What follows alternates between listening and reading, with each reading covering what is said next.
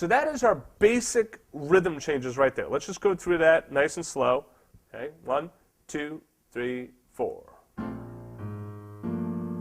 And what I would suggest you do is just get loose with the... Now, one thing I should say is the bass line, I might end up changing the bass line from what's written because I don't normally read the bass line, or I normally just play the bass line. The main thing that you should clue into is notice these roots and then half step, right? So you see how I hit the root on each new chord change, and I'm doing these half step approaches either below or above.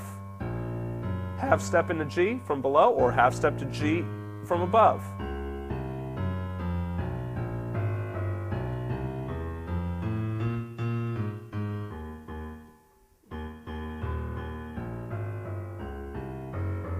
And then here when I have that B,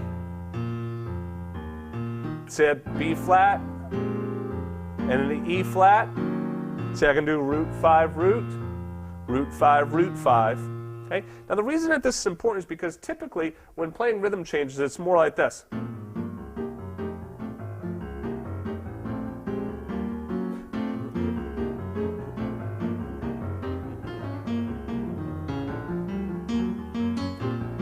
You can see it starts to get really fast, and you can play it really, really fast.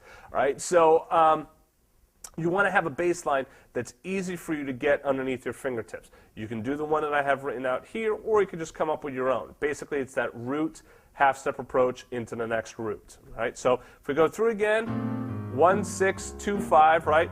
Just play it nice and easy, and you could try comping different rhythms here. These are good voicings to learn, these ones that I have written down here. Just try nice and light.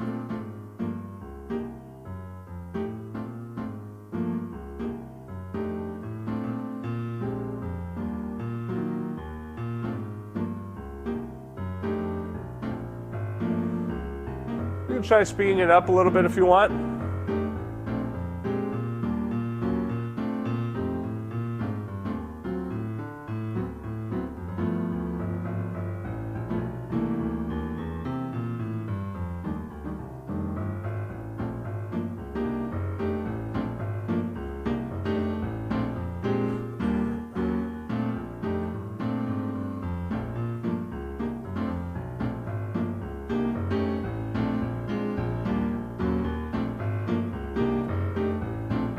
And you want to just get comfortable just moving around in it. Now I'll tell you honestly, I don't play a lot of rhythm changes songs anymore.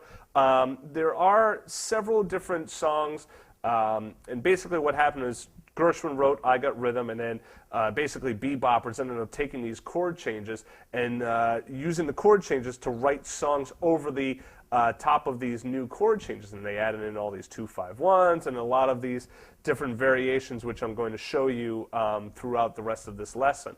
But a lot of songs by Charlie Parker, okay, Oleo by Sonny Rollins, there's another one, Rhythming by Monk, okay, there's another rhythm changes, and then each artist would, end up doing a few little different things here and there, add this little change or that little change, and like I said, we're going to go through many of them in this lesson. But how I would suggest that you use rhythm changes is that rhythm changes is a great vehicle for dexterity, okay, and independence. So you're doing a bass line down here and doing chords up there. Okay, that's one thing. There's one. Check.